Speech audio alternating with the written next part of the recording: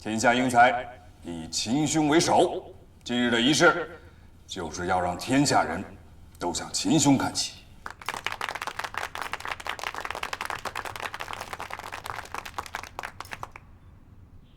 季风公司能有今日的成就，无不受惠于国民政府。承蒙不弃，为了党国，自肝胆涂地。今日这2架飞机，就是我秦某人对于国家的一点小小的心意。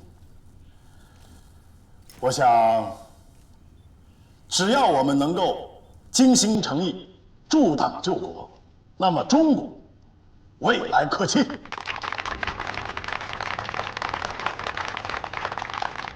613滇缅鸦片走私案，法庭判决如下：被告人原军统重庆站稽查室副主任上尉军官毛仁兴，被判处死刑，即刻执行。我没有罪，我没有罪，我没有罪，我没有罪啊！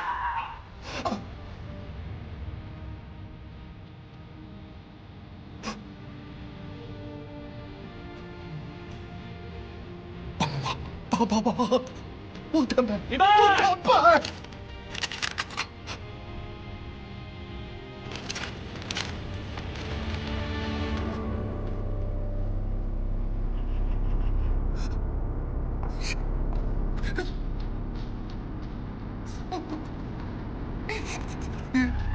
出击！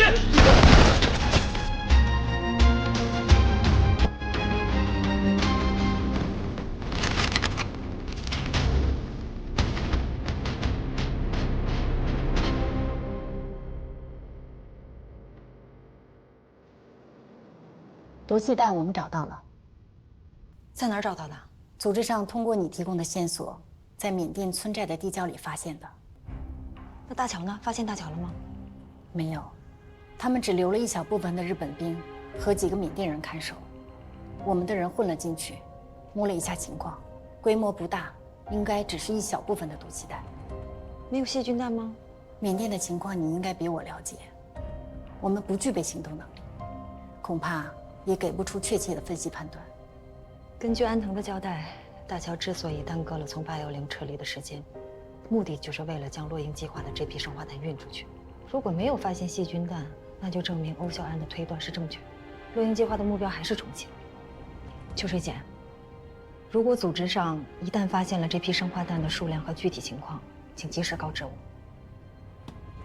我们的人已经将这一发现告诉了38师，我猜魏清明已经收到了消息。这是组织上的决定吗？上级经过反复研究，这是唯一的办法。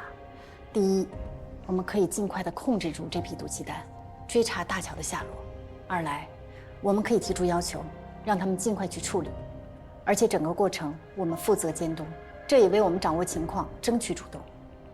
这么多毒气弹就这么拱手让人？这不是让，分清主次，大局为重。你别忘了，还有很多生化武器下落不明，大乔和野的阴谋和他的计划也不得而知。洛英计划一旦实施，将会扭转整个远东战局。明白。欧小安，3天了啊，这都3天了，那毒气弹呢？你一点线索没给我找来呀？站长，灯下黑，我们得从内部下手。你就直接跟我说要调查李少棠不就完了吗？灯下黑。站长，我回来之后啊，我把这件事情前前后后仔细都捋了一遍。我们那天押车回来，路上被日本人伏击，李少棠追着日本兵出去了，中间消失了好长一段时间。而且我在路上活捉了一个日本兵，刚要问话，李少棠回来了，一枪给打死了。您说这是什么？这很可能就是日本人调虎离山，目的就是给李少棠创造时间，让他去跟日本人接头，或者跟大乔和也本人接头。我查了这么久，洛英计划，李少棠很可能是中间非常重要的一环。准备这些调查材料，花了你很长时间，是从门儿兴被捕开始的吗？我在被抓到810去的时候，我就已经在考虑这些东西了。不管那么多，站长，我坚持我的看法，李少棠肯定是日本奸细，肯肯定是。我希望咱们站内能重新启动对他的秘密调查。老文，你同意他的干法？站长，你别往我师傅那儿引了。您自己对李少棠不是也怀疑着吗？你们师徒俩想调查李少棠的身份，你们尽管去查，何必要放在表面上呢？站长啊，我们是能调查，但是好些文件、好多材料，没您签字，我们没权翻阅呀。我跟小安暗地里边查，就算查到证据了，那冯玉年他也不认账啊。到时候沈从武又说咱们重庆站搞内斗，一混淆视听，那还是查不到结果啊。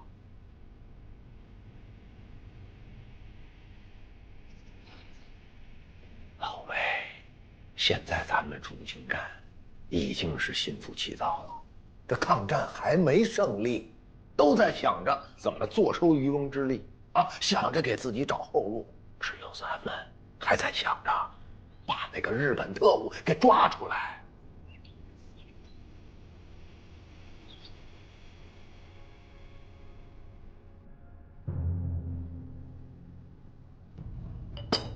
老文，我尊重你的意见。这样，调查李少棠关于这个日本间谍，所有有关的案件全权交给欧小安调查。我会给你特批权限，你有权调阅站里所有相关的档案。至于行动调配方面，直接找你师傅，他说了算。好，我只有一个要求，快！这一车毒气弹进入重庆，我可担当不起。这万一哪天炸了，你说？明白。老魏，这个决定太英明了，我现在马上就去实施。快啊，快！明白。快啊！好，快！沈飞站长，终于松口了。魏清明跟咱们上了一条船了。可是小安啊，你说李少棠的事，如果真的查不出什么来，这后果……老师，如果后面追究下来，把我扔出去，我扛了。罗副站长，这事儿你扛不住。如果调查李少棠的事情传出去了，以他和沈从武的关系，我和魏清明都不会有好结果啊。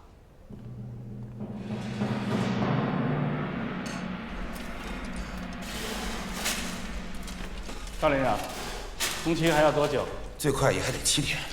7天？不行，最多3天，3天必须完工。冯副站长，我的人10几天没睡觉了，黑白天连轴转，这样会熬死人的。我明天就派军统的技术员来盯着你，我倒要看看能熬死谁。我就不信了，重庆就差这么一个防空洞。邵连长，这个工程上面盯得紧，还劳您和弟兄们辛苦一下。李长官，不是兄弟们偷懒，实在是您这工太难了，我们就没挖过这么难挖的防空洞。明白，您和您弟兄们难处啊，我也都理解。但是邵连长，这个防空洞可是戴老板特别看重的工程。您要是和您的弟兄们把这防空洞建好了，那可是立了大功。您该不会不想要这个奖赏吧？好吧，我再去督促下兄弟们。辛苦了，邵连长。来，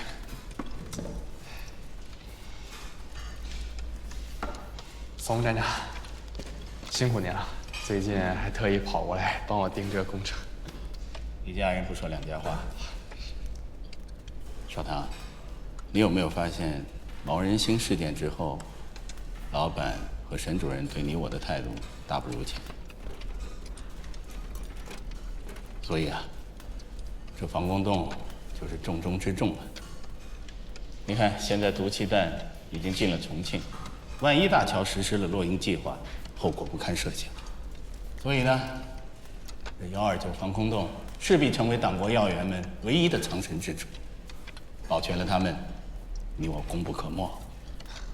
是。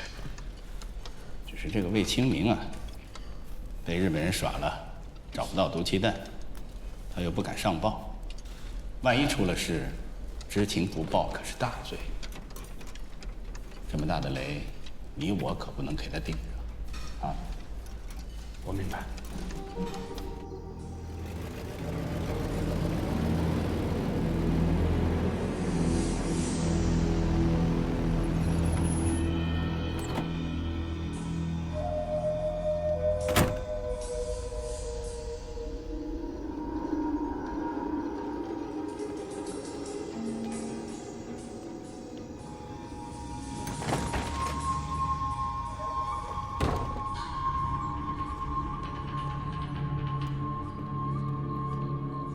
我有一批上等的货，尽快帮我出手。什么好货？啊，明白。这么大的事儿，你们也敢瞒报？我们是怕消息不准确，想查清楚了再向老板汇报的。我看你们重庆站啊，根本没把老板放在眼里。当时老板交给少棠一个秘密任务，你们重庆站上上下下对他猜忌。现在我可以告诉你们了，老板就是让他去改造129防空洞的，为的就是对付日本人的毒气弹。可我万万没想到啊，这个129防空洞倒成了给你们擦屁股的最后一根稻草。少棠，到。那边进度怎么样了？工程在收尾了，已经让军政部加快进度。我这边特技室派了3名技术员全天监工，3天内可以完工验收。验收的时候一定要仔细一点。少棠，每个环节你必须得给我过一遍，不能出半点疏漏。还有那个进度一定要再赶，谁知道这毒气弹明天会不会炸？明白。沈主任，您看这样行吗？文副站长的行动处有不少得力的人，可以挑选几个去帮助冯副站长，这样进度也能快一些。再说，一旦要启用的话，从国府往129的路线也需要文副站长去负责。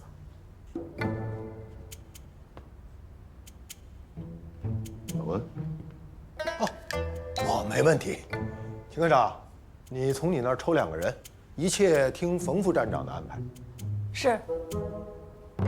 还有，我刚刚收到消息，这几天38师根据一名共产党游击队提供的线索，在缅甸一个村寨里找到了日本人藏匿的毒气弹。38师已经派人去核查了，确定是810运出的，总共2800枚，全是芥子气。都是芥子气，没有 KW30毒气弹吗？应该没有，规格都是一样的。那找到这些，应该不是大乔运出的最后一批毒气弹。看来我们的方向是对的，大乔的目标就是重庆。老板已经下达了指示：第一，尽快找到丢失的那一车货，我不管是毛人心丢的货，还是大乔的毒气弹，通通一项不落的给我找回来，而且动静要小，对外严格保密。第二，全力追踪大乔和友的下落，听好喽，抓活的。第三，期限之内清查重庆站的日本间谍。诸位，现在这个雷是老板跟重庆站一起在顶。欧小安，到。老板今天点了你的名，从即日起官复原职。你明白老板是什么意思吗？明白，我一定戴罪立功。这是你唯一的出路，也是你们重庆站唯一的出路。其他的事情过了这段时间我们再论。是。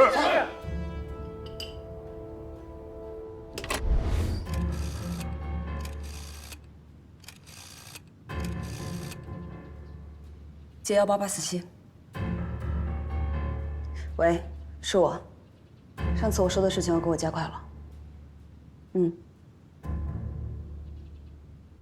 这狗日的冯玉年，对付日本人没见他动过什么心思，对付咱们俩，他倒是尽心尽力的。哎，老文啊，战不上报，可是咱们3个人商量好的吧？是啊，肯定是老东西捅上去的。啊，还有啊，那个李少棠挖防空洞的事儿，他一早就知道，他自己闷着头立功就算了，干嘛拉着咱俩当垫背的呀？我一想起他这张老脸来，我就来气。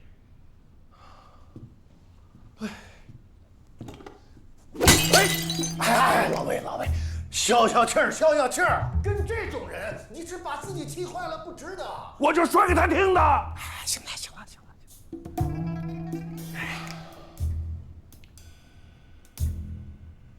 完了，我在老板那儿算是凉喽。老白呀，你可得拉兄弟一把呀！老魏呀，咱俩现在是一条船上的，我哪拉得了你呀？我。哎呦，文老，你就别跟我装傻了。那刚才沈主任当着全站人的面宣布你徒弟欧小安官复原职，戴罪立功，什么意思？这就说明欧小安的能力还有他做过的事情传到老板耳朵里了。文老，恭喜上岸了。老魏，谢谢。哎呀，其实啊，对于欧小安这个事儿，我一直还是很有信心的。我对欧小安也是很有信心的。哦，是啊。啊，行了，不说这个了。哎，你说这个129防空洞工程交给黎少堂去办，那等于是把咱们全重庆人的生命交到了一个有重大嫌疑的人手里啊，这怎么能行啊？文老说的对，绝对不成啊！所以要派您的人过去监督着他们。如果那边有任何事情，您可得第一时间告诉我，让我有个准备。老魏啊，派我的人去监督他们，是你的意思啊？那是啊。嗨，我以为是小苗擅自做的主呢。我倒是跟小苗交代过这些事情啊，对，是，他是应该同意的。是，你放心，有任何情况，我绝不会瞒着你。那我就谢谢文了。哎呀，不用谢，咱们俩一条船上的嘛。啊，说的对。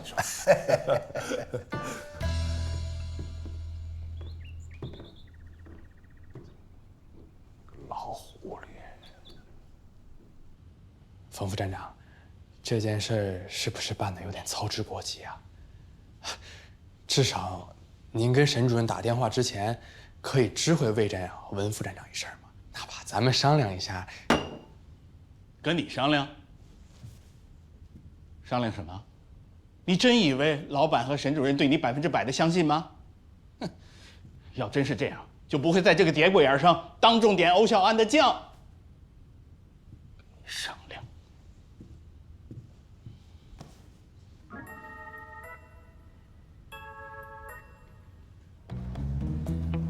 恭喜啊，欧科长！恭喜欧科长！欧科长，恭喜啊！欧科长，你说这就是您的办公桌了，您缺什么，直接来总务说申请就可以了。行，谢谢，客气。恭喜啊，欧科长！晚上请吃饭啊！来得挺快啊，吃饭没问题。你说，沈主任为什么把我给提过来了？哟，像你这种人可不多了。像我这种人，哪种人？站里的人现在谁不想借着这个事儿谋个一官半职的呀？那倒也是。那你说咱们两个算不算是一种人？咱们俩是不是一种人不重要，重要的是咱们都在为一件事努力着。说得好呀。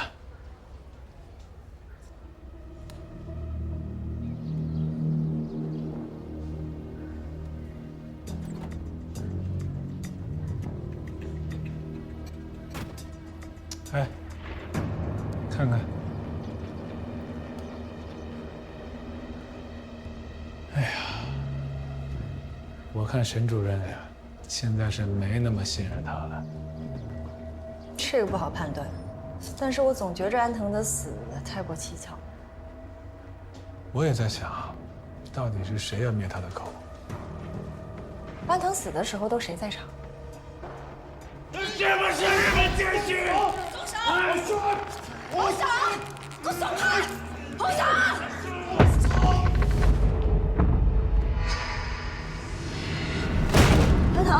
安藤！这个问题我想过，反正肯定不是毛人星。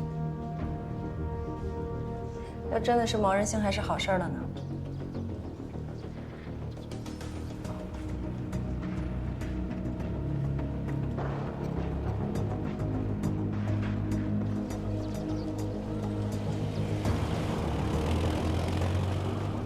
我担心的是，咱们站里现在不止一个日本间谍。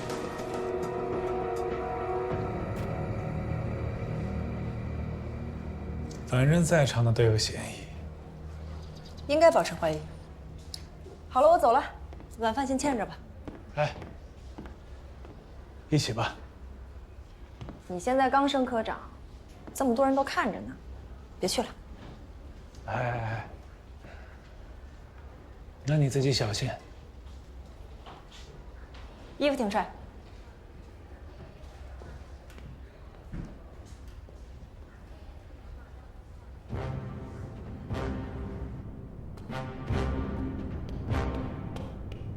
総監督、中継の方はすでに生物核弾の準備が整ったので、おじさくら計画はいつでも執行可能です。上海の話は？あ、はい。飛行機は予定通りに来ます。田中にエリクに最後の指示を下す伝えろ。はい。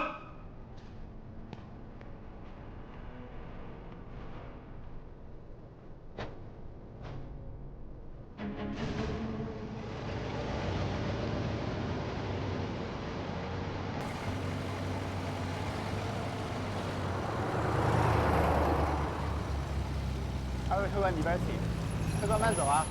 哎，欢迎下次光临。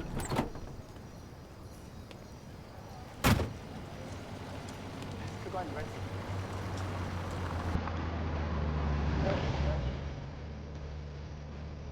欢迎下次光临啊！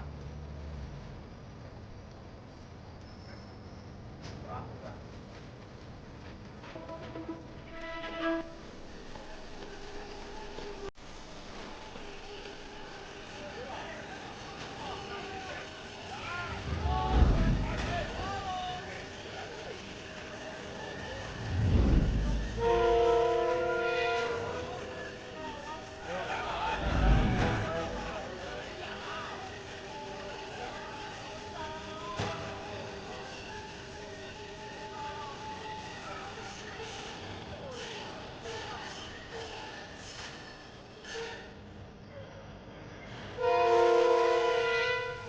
客官您慢走啊！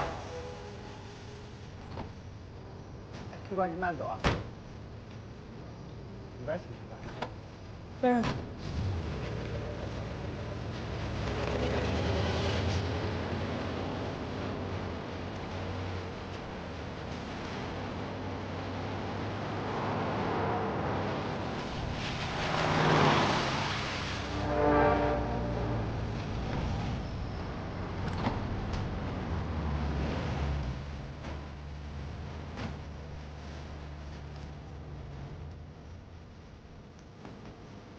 邢科长，门进去。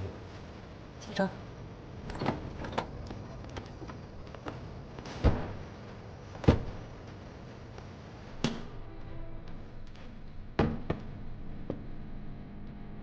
检查一下吧。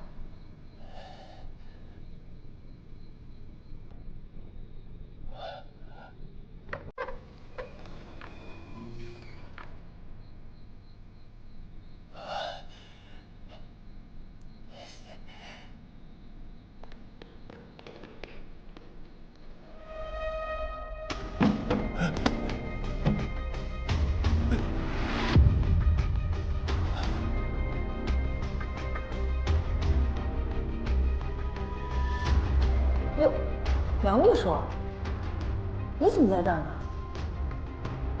邢科长，你这是？我就做点小生意，有必要这么兴师动众的吗？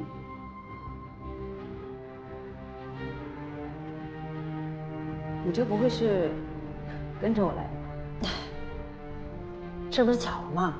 这大乔这批生化弹到现在都没踪迹呢。站里下了命令让我调查，我刚接到举报，说有人在这做黑市的生意，我就来看看有没有什么线索。这哪成想还碰见你了？我做的这点小生意，这跟生化弹没什么关系吧？是。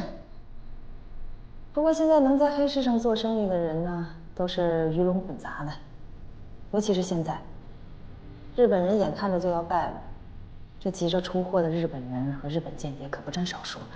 这保不齐是就跟大乔有关系呢，你说对吧？你这是在怀疑我？你看我不是说了吗？例行检查。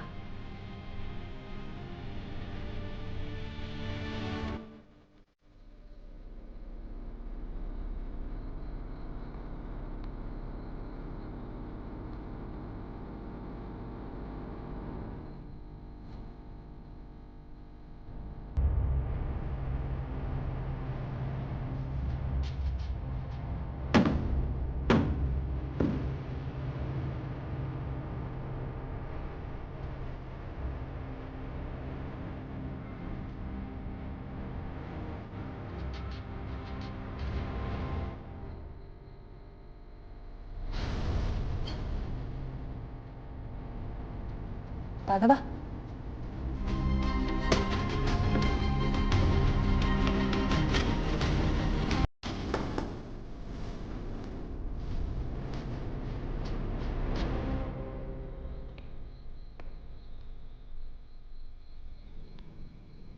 这么好看的西服啊，苗秘书，什么事儿这么急着出货呀？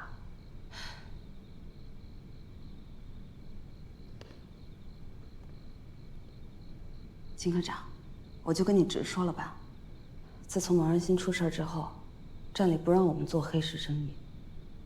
但我实在没办法，我家里人生病了，我需要用这些钱，所以能不能麻烦金科长帮我保密？理解，理解，理解。你看你也不跟我说，是不是闹笑话了吗？这箱东西几根金条啊5根金条。哇，这么贵啊！秦科长是吧？这事跟我没关系。再说了，苗老板带来的都是好东西。你看，这是当年慈禧太后赏给田君玉的凤冠，这个田君玉的铜镜。这样吧，这东西呢，别卖给他了，卖给我。他给你5根金条，我给你8根。这不太好吧？我哥，他不是有个3姨太吗？过几天过生日，我正愁不知道送他什么呢。你这不也急着用钱吗？多一个站里的就能帮你。就这么定了。明天我就让人把钱送到站里。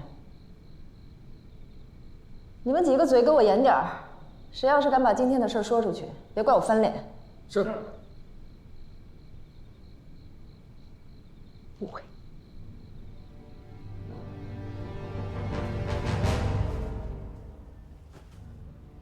箱子里面我都检查过了，确实没有能直指他身份信息的东西。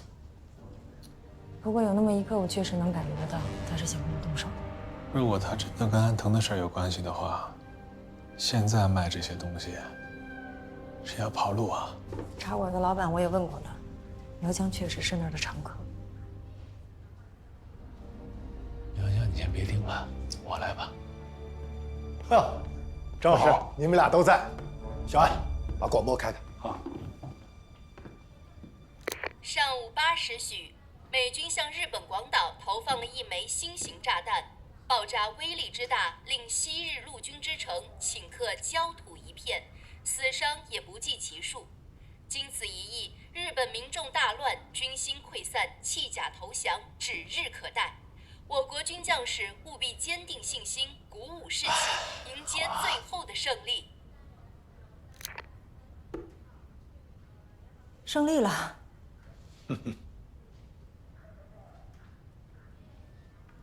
如果一枚炸弹就能有这么大的威力，那我们也确实离胜利越来越近了。一枚炸弹，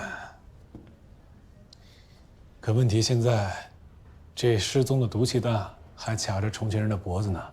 美国人的炸弹帮不了咱们，我们跟日本人是最后的较量，最后还得靠我们中国人自己。你们俩跟我来。哎，去哪儿？去见一个让他像抽筋扒皮的人。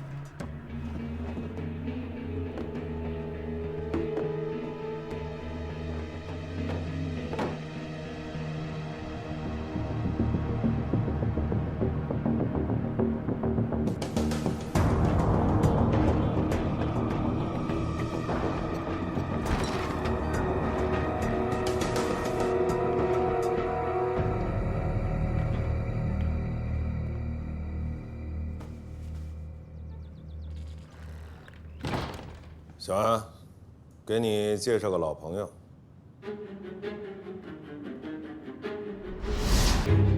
侯队长，好久不见。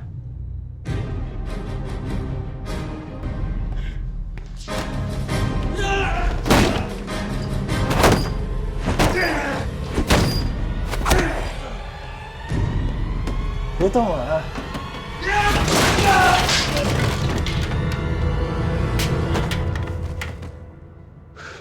行了，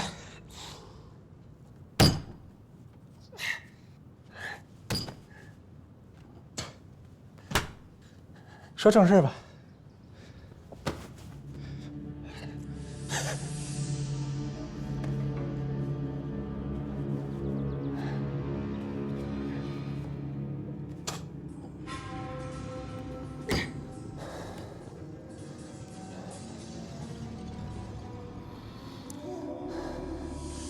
老队长，兄弟已经弃暗投明了。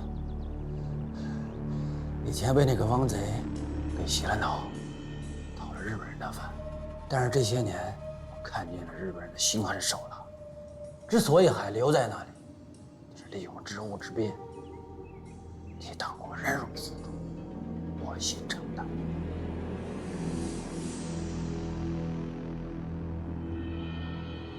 哎呀！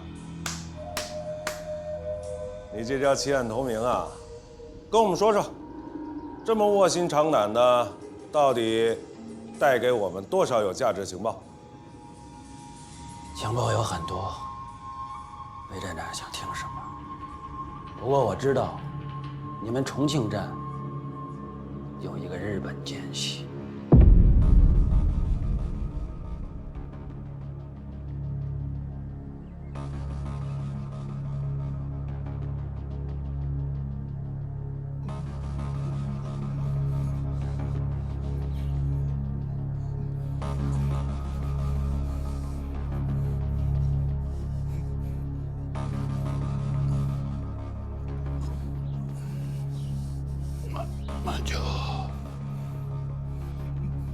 慢酒，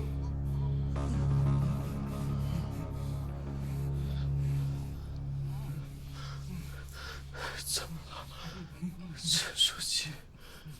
不要憋，挺住，你要挺住，咱们还是有希望活着回去的。党不会抛弃我们，或者就有希望。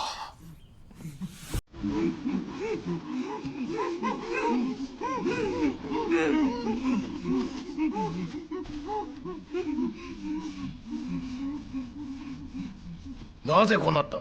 お前か。そいつらは全員 KW30 の皇帝があったと言っただろう。この二人はどういうことだ？もう少し観察時間も必要です。何しろ地球もまだ進行中ですから。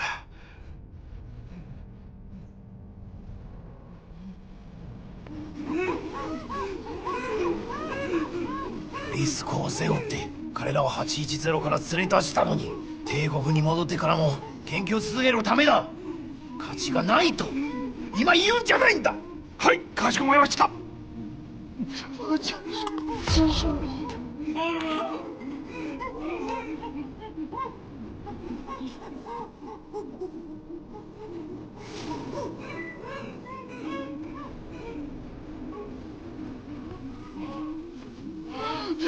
你们这是禽兽！你们这是禽兽！你们不得好死！不得好死！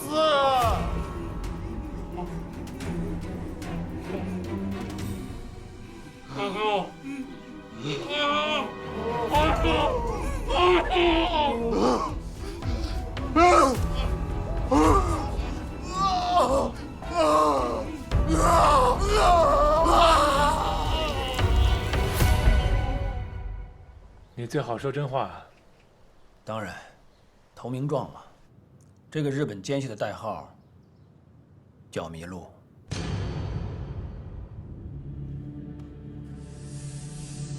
他替大乔办了不少事情。你们想，这么重要的一个人物，肯定是日本人直接跟他联系，而且他的身份只有大乔，还有他的直接上线才知道。而我只知道代号，不知道名字。他为日本人做过什么事情？当年军统上海区的名单就是从这个人的手里拿到的。哎，对了，吴队长，这个事儿你不会不记得了吧？哦，在欧队长被捕之后的没几天，日本人就是靠这份名单，把军统在上海区的情报网给一锅端了。这个事就是我办的，不过我那也是被逼无奈。有一点，我要替欧队长澄清一下，他在石膏塔路的刑房里面对大乔的淫威，那是铁骨铮铮，一个字都没有透露。这一点我登记绝对可以证明。老魏，你听听啊，哪儿那么多废话？说点有价值的可以吗？后来大乔在报上登说，欧队长叛投汪精卫的宣言，其实就是想把上海情报网泄露的事儿栽给欧队长头上，就是为了保这个麋鹿。你们说，这个人有没有价值？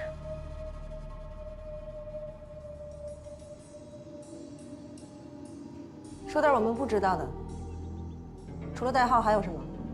不止这些，我还知道，大乔在撤离810的时候，就已经开始启动落鹰计划。大乔撤离810的时候也没带你，你怎么会知道落鹰这么绝密的计划？大乔转移到缅甸以后，我留在上海的机关里，也能接触到大乔发回派遣军司令部的一些情报。不过，我还知道，大乔现在人就在贵州。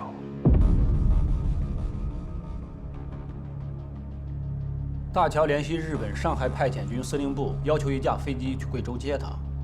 这个事儿也是我办的。除了那几个生化专家，还有，他从810里带出一批犯人。他为什么要带着犯人走？这个我就不知道了。3天前的情报就是这么说的。3天前的事儿，你他娘的现在说，那大乔早就坐飞机跑了。不，这个我可以肯定。现在大乔人一定在贵州，这是他们约定好的时间。4天后飞机去贵州接他，要不然我怎么敢来重庆呢？